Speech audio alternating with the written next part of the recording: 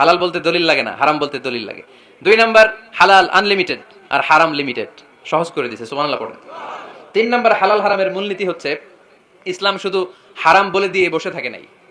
কোন বিষয়ে যদি ইসলাম হারাম ঘোষণা দেয়, ইসলাম একটা অল্টারনেটিভ আমাদেরকে সাজেস্ট করেছে।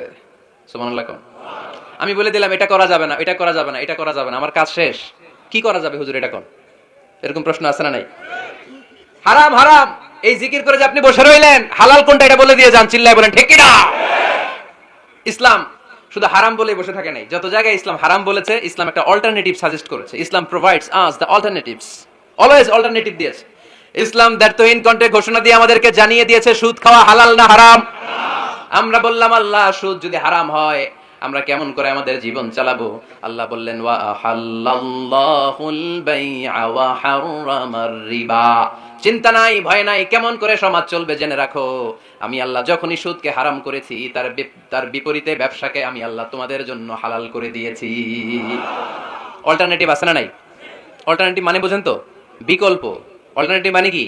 বিকল্প। সুদ হারাম, সুদ হারাম বলে বসে থাকলে হয়তো ঝামেলা লাগতো না? সুদকে হারাম করে দিয়ে অল্টারনেটিভ আল্লাহ আমাদেরকে, আমাদের জন্য ব্যবসাকে হালাল করে দিয়েছেন। পড়েন সুবহানাল্লাহ। ইসলাম বলেছে ওয়ালা তাকরাবুজ জিনা, খবরদার বিবাহ বহির্ভূত, গার্লফ্রেন্ড বয়ফ্রেন্ড বলেন, পরকীয়া বলেন, কোন ধরনের শারীরিক সম্পর্ক জায়েজ নাই, এটা হারাম। জিনার কাছেও যেও না। এখন আমরা বললাম আল্লাহ জিনার কাছেও যদি না যায় তাহলে যৌন চাহিদা মিটাবো কি করে? আল্লাহ বললেন জিনাকে হারাম করেছি, অল্টারনেটিভ বিয়ের জায়েজ করে দিয়েছি। আন-নিকাহ মিন সুন্নতি ফামান রাগিবা আন সুন্নতি ফালাইসা মিন্নি। বিয়ে আমার সুন্নাহ, যে আমার সুন্নাতের ভালোবাসে না সে আমার উম্মত হতে পারে না। এজন্য যুবক ভাইরা বিয়ে করবা, কি করবা? বিয়ের চেয়ে কোনো ভালো কাজ পৃথিবীতে হতে পারে?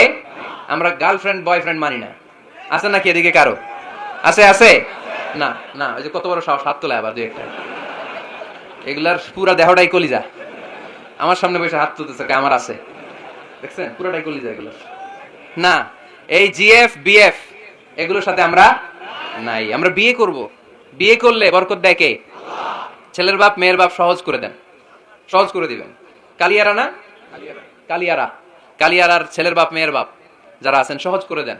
ছেলে যদি মেয়েকে পছন্দ করে, মেয়ে যদি ছেলেকে পছন্দ করে, ছেলে যদি নামাজি হয়, কর্মঠ হয়, মেয়ে যদি ভদ্র হয়, বাদ সাধবেন না, বিয়ে দিয়ে দেন। কারণ বিয়ের চেয়ে ভালো কাজ আর হতে পারে না। যে পোলাপানের গলার আওয়াজ বেড়ে গেছে এখন মহা খুশি, এখন আজারি হুজুর জিন্দাবাদ। এখন আর আমার বিরোধী কেউ নাই এই জায়গায়, সবাই হাত করে ফেলছি আমি, আগেও নাই, মাশাআল্লাহ। তো এই জন্য বিয়েটাকে সহজ করেন। খেয়াল করবেন, যেই সমাজে বিয়ে করা কঠিন ওই সমাজে জিনা করা সহজ, যেই সমাজে জিনা করা কঠিন ওই সমাজে বিয়ে করা সহজ, ঠিক কি না? পুরো উল্টো। বাংলাদেশে কোনটা করা কঠিন? হ্যাঁ, বিয়ে করা কঠিন। বিয়েতে ফ্ল্যাট লাগবে, ছেলের গাড়ি লাগবে, নিজের পায়ে দাঁড়ানো লাগবে, 10 লাখ টাকা মোহরানা লাগবে। জিনার জন্য কি লাগবে? কিচ্ছু লাগবে না, টোনাটুনি রাজি, তুমি আমি রাজি, অবৈধ সম্পর্ক হতে আর কিছু লাগে না, চিল্লায় বলেন ঠিক কিনা? কিন্তু বিয়েতে অনেক কিছু লাগবে, এইটা ওইটা। ছেলেরা কই তুই নিজের পায়ে দাঁড়া, তুমিও নিজের পায়ে দাঁড়ায় দেখাবে, এই যে নিজের পায়ে দাঁড়াইছি। তো এতদিন সে কার পায়ে দাঁড়াইছে? নিজের পায়েই তো দাঁড়াইছে। সহজ করবেন, বিয়েরে কঠিন করেন না। এই যে আমার নানা ভাই আছে, নানা ভাইয়ের এখানে যাবেন, নানা ভাইয়ের মসজিদ দেখলাম, কাবা ঘরের যে ডিজাইন, আর্কিটেকচারাল ডিজাইন, ওই সিস্টেমে মসজিদ। আজকে জোহরের সালাত করলাম, ওই মসজিদে নানা ভাই বিয়ে পড়াই দিবে। সবাই চলে যাবে নানা ভাইয়ের কাছে, রাজি আছো সবাই? ওই যে খুশি, সব খুশি। দেখছেন বিয়েটা যে ভালো জিনিস তার প্রমাণ। বিয়ের কথা কইলেই পোলাপান খালি হাসে। এটা জান্নাতি সম্পর্ক তো এই কারণেই। আলাইহিস সালাম আর হাওয়া আলাইহিস সালাম দুইজনকে বিয়ে পড়াই দিছিল কে? এই দুইজন এমন দুইজন মানব আর মানবী, ওনাদের কোনো শৈশব ছিল না, ওনাদের কোনো কৈশোর ছিল না, যৌবন দিয়েই শুরু। এজন্য আগে আল্লাহ বিয়ে পড়াই দিছে। কথা কয় না? ওই মেয়ে আপনার শৈশব আছে না নাই?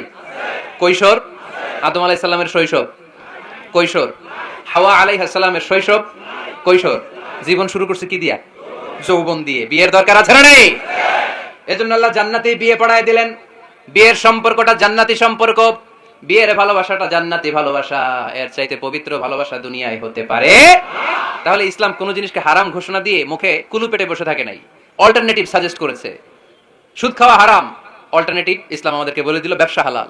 জিনা করা হারাম, পরকীয়া হারাম, গার্লফ্রেন্ড বয়ফ্রেন্ডের এই কালচার হারাম, তার বিপরীতে বিয়ে করা হালাল। সুবহানাল্লাহ পড়েন। এরপর ইসলাম বলে মদ খাওয়া হারাম, ইন্নামাল খামরু ওয়াল মাইসির ওয়াল আনসাবু ওয়াল আজলামু রিজসুম মিন আমালিশ শাইতানি ফাজতানিবু। খবরদার, মদ, জুয়া, লটারি এগুলো হারাম করে দিয়েছে কে? আল্লাহ বললেন মদ খেও না, মদ তোমাদের জন্য হারাম ঘোষণা করা হলো। আমরা বললাম আল্লাহ, শীত প্রধান দেশে মদ খেলে শরীরটা গরম থাকে, মদ না খেলে তো বেঁচে থাকার উপায় না। স্ক্যান্ডিনেভিয়ান কান্ট্রিগুলোতে, সাইবেরিয়াতে মদ না খেলে ওদের বাঁচার উপায় নাই। এখন অল্টারনেটিভের দরকার আছে না নাই? আল্লাহ বললেন মদকে হারাম করেছে, কিন্তু মধু খাওয়াকে হালাল করে দিয়েছে। মধু খান আপনারা? আজকে খাইছেন কে কে দেখি? আজকে অনেকে খাইছেন? মাশাআল্লাহ, হাত নামান। মধু 5-6 চামচ খেয়ে দেখেন একসাথে। মদের বাবা এটা, চিল্লায় বলেন ঠিক কিনা? শরীর গরম হবে, অনেক অনেক শক্তি হবে। মধুর মধ্যে আছে ফ্রুকটোজ, কি আছে? ফলের মধ্যে আছে সুক্রোজ, আর চিনিতে আছে গ্লুকোজ।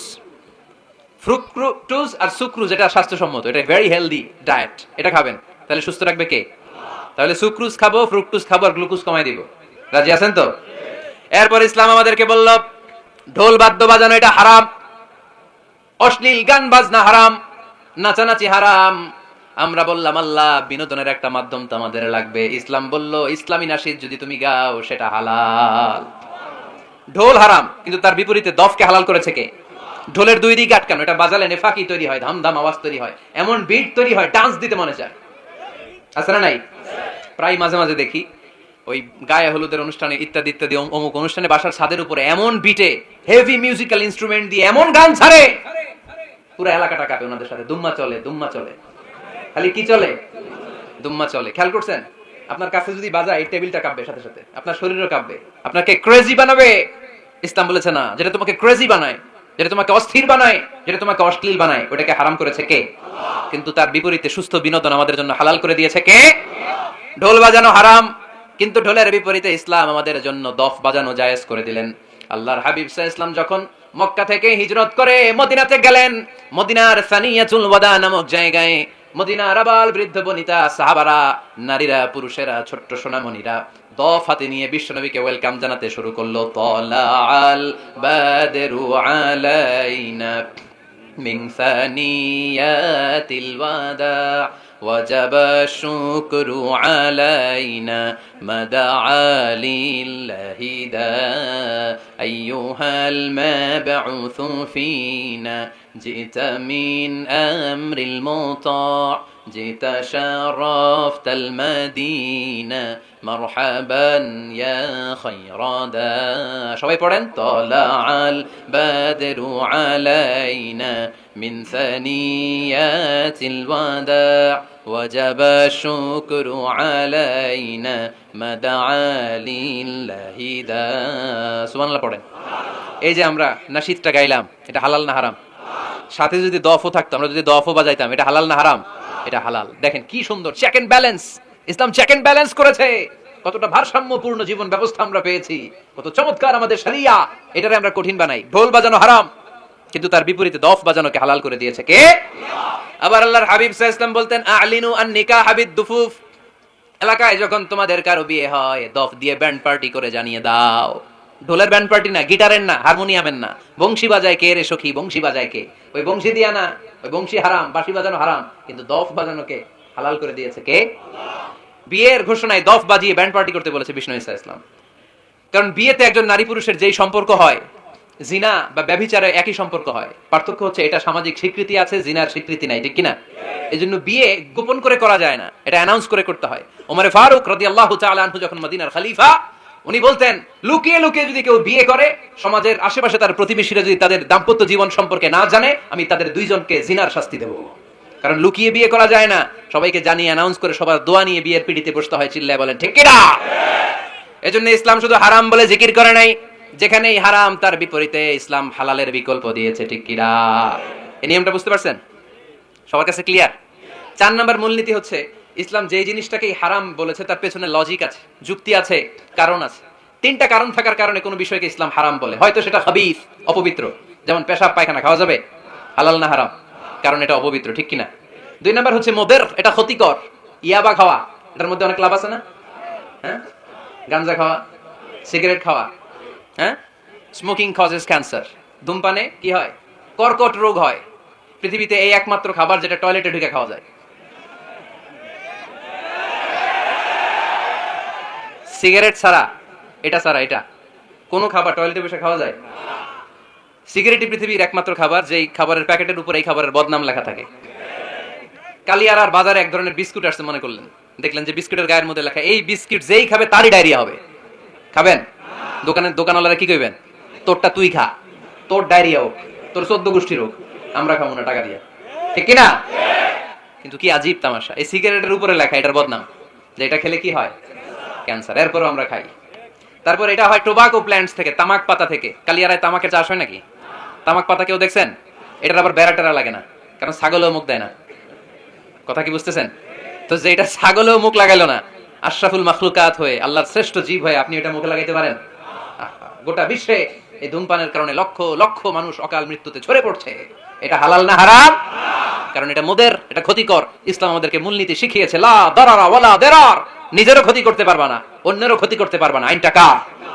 তাহলে কোন জিনিস হারাম হওয়ার পেছনে এক নাম্বার লজিক, সেটা হয়তো অপবিত্র, কিংবা সেটা ক্ষতিকর, অথবা ওইটার মধ্যে অশ্লীলতা আছে। আওয়াজ করে যুবকরা উত্তর দাও, মোবাইলের ভেতরে পর্নোগ্রাফি দেখা হালাল না হারাম? ব্লু ফিল্ম দেখা হালাল না হারাম? নেকেড ভিডিও দেখা হালাল না হারাম? কারণ এটা অশ্লীল, ঠিক কিনা? তাহলে যেটা হারাম, তিনটা কারণে কোন জিনিসকে ইসলাম হালাল বলে হারাম বলে অ্যানাউন্স করেছে। হয় এটা অপবিত্র, নয় ওইটা ক্ষতিকর, নয় ওইটা অশ্লীল। কয়টা? হয় অপবিত্র, অথবা ক্ষতিকর, অথবা অশ্লীল। পৃথিবীতে যত জিনিসকে ইসলাম হারাম বলে ঘোষণা করেছে তার প্রত্যেকটার মধ্যে তিনটার কোনো না কোনো একটা আছে না নেই? এই তিনটা জিনিস, তিনটার একটা না পাওয়া গেলে কোনো জিনিসকে হারাম বলে ঘোষণা দেওয়া যাবে। এরপর ইসলাম আমাদেরকে শিখিয়েছে 5 নাম্বার মূলনীতি, মুকদ্দামাতুল হারামে হারাম। হারামের সূচনাটাও হারাম। কোন বেগানা নারীর দিকে তাকিয়ে থাকা হারাম হওয়ার কথা ছিল না, কিন্তু যেহেতু এই তাকানোটা এক সময় জিনার দিকে নিতে পারে, তাই এই তাকানোটা কেউ হারাম করেছে কে? আন-নাযার, এই দৃষ্টিটা বড় ভয়ঙ্কর। আল্লাহর হাবিব সাল্লাল্লাহু আলাইহি ওয়াসাল্লাম বলেছেন, আন-নাযার সাহামুন মাসমুমুন মিন সিহামি ইবলিস। এই দৃষ্টি, লাগামহীন দৃষ্টি, শয়তানের বিষ মাখানো তীরবানের মধ্যে থেকে একটা ভয়ঙ্কর তীর। এই তীর দিয়ে শয়তান যুবকদেরকে কাবু করে ফেলে। ডাইরেক্টলি শারীরিক সম্পর্কের দিকে কেউ যায় না, প্রথমে বদনজর। প্রথমে কি? কথা কয় না, গলার সাউন্ড এখন কমে আসছে, এখন বিপরীতে ঘা পড়তেছে, তো এখন আর সাউন্ড নাই। প্রথমে শুরু হয় কি দিয়ে? বদনজর, লাগামহীন নজর। তারপরে মুচকি হাসির বিতরণ, চোখে চোখে কথা হয়, আচ্ছা না নাই? হাসি বিতরণ হয়, মোবাইল নাম্বার আদান প্রদান হয়, ফেসবুকের আইডি শেয়ার হয়, তারপরে রাত জেগে কম্বলের নিচে চ্যাটিং ফ্যাটিং আছে না নাই?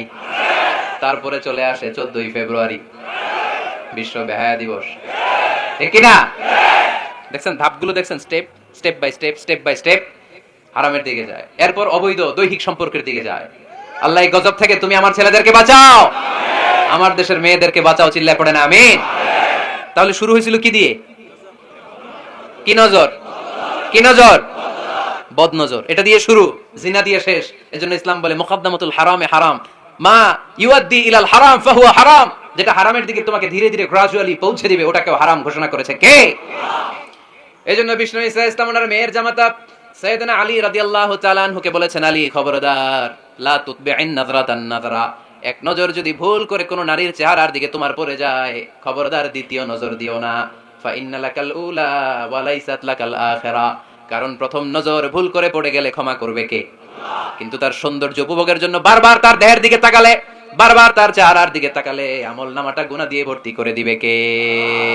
আল্লাহ চেক এন্ড ব্যালেন্স করেছেন। পুরুষদেরকে বলেছে চোখ নামাও, কুল্লিল মুমিনিনা ইয়াগুদ্দু মিন আবসারিহিম, lower your gaze, lower your eyesight. নারীকেও একই কথা বললেন, কুল্লিল মুমিনাতি ইয়াগুদ্দুনা মিন আবসারিহিন্না। ও নারীরা, তোমরাও চোখ নামাও, নজরকে ঠিক করো। এই বদনজর সব সর্বনাশের মূল। জোরে বলেন ঠিক কিরা? এখান থেকেই ধীরে ধীরে ধীরে ধীরে অবৈধ দৈহিক সম্পর্কের দিকে যায়। এজন্য এই বদনজরটারও হারাম ঘোষণা করেছে কে? এই মূলনীতি বুঝতে পেরেছেন? 7 নাম্বার মূলনীতি হচ্ছে আল হাইলাতু বিল হারামি হারাম। হারাম খাওয়ার জন্য কৌশল করাও হারাম।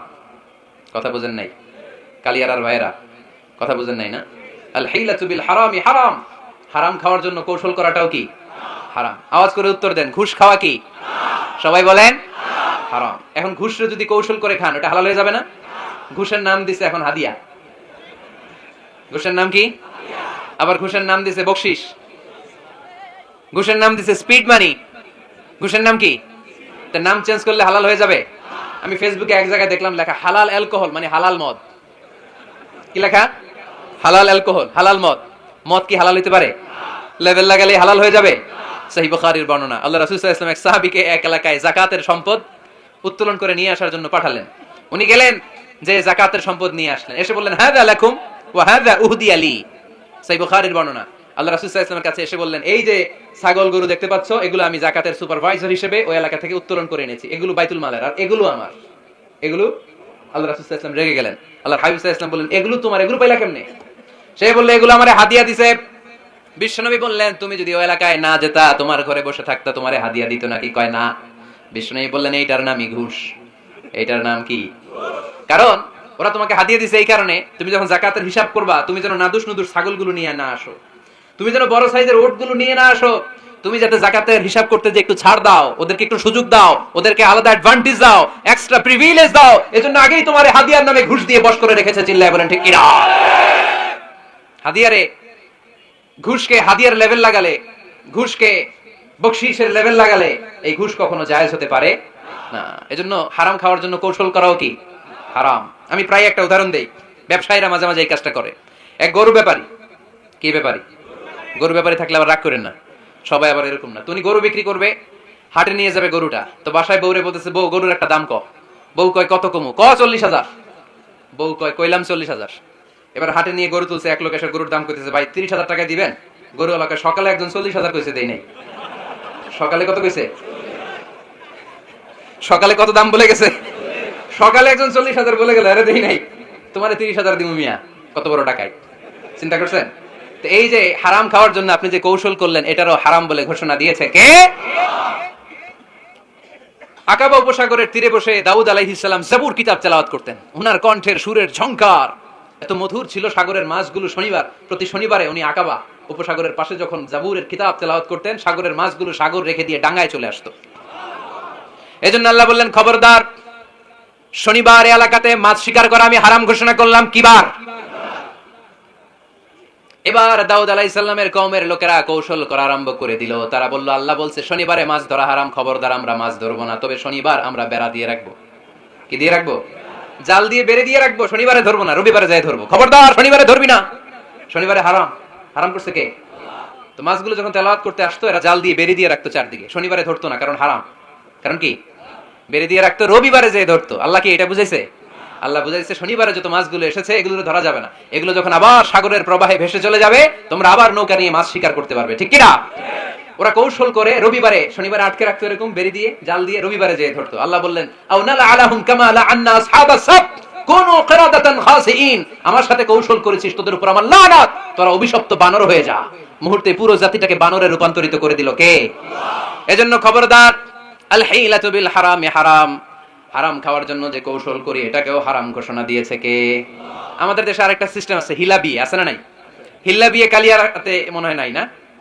এলাকাতে আছে, ভয়ঙ্কর। আর তালাক আল বাইন আল বাইনুনা যখন হয়ে যায়, কমপ্লিটলি ডিভোর্স, কোনো সম্পর্ক নেই, তখন ওই স্ত্রীকে যদি আবার ফিরে আনতে হয়, ইসলামের নিয়ম হচ্ছে আরেক জায়গায়, হাত্তা তানকিহা যাওজান গায়রা, আরেক জায়গায় বিয়ে হবে, নরমাল প্রসেসে কোনো কারণে তাদের ডিভোর্স হবে, তখন আগের স্বামী স্ত্রীকে আনতে পারবে।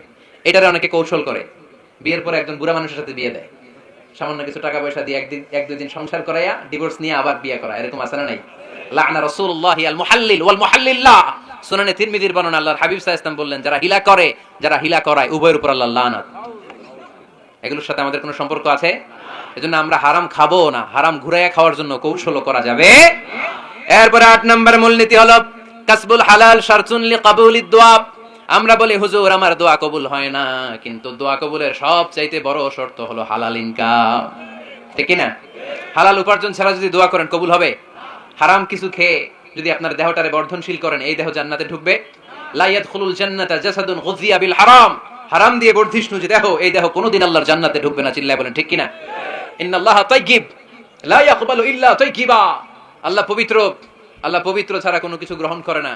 এক লোক কাবার চারদিকে কাঁদতে কাঁদতে বেহুশ, ইয়া রাব ইয়া রাব ইয়া রাব বলে বলে কাঁদতেছে। সাহাবারা দেখে বলল, সর্বনাশ, আজকের দিনের সব সওয়াব তো এই লোক নিয়ে যাবে, তার চেয়ে বেশি সওয়াব তো কেউই কামাই করতে পারলো না। আল্লাহর হাবিব সাল্লাল্লাহু আলাইহি ওয়াসাল্লাম বললেন, ওয়া মাতআমুহু হারাম, ও যা খায় ওটা হারাম খায়।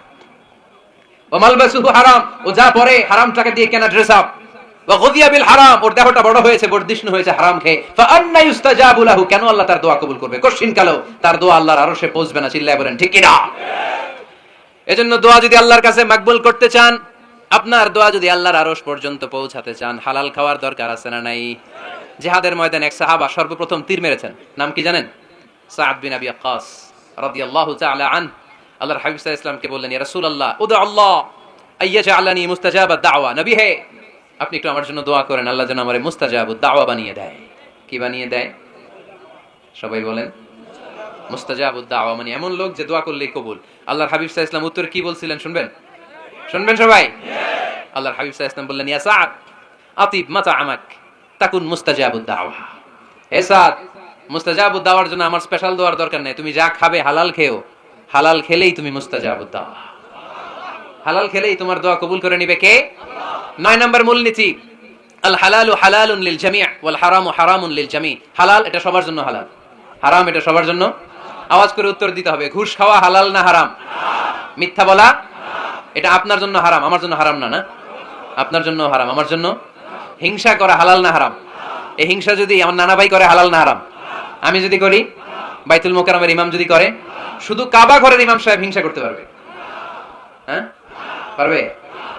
হালাল সবার জন্য হালাল, হারাম সবার জন্য হারাম। বলেন তো, বুঝে শুনে উত্তর দিয়েন, প্যান্ট শার্ট পরা হালাল না হারাম?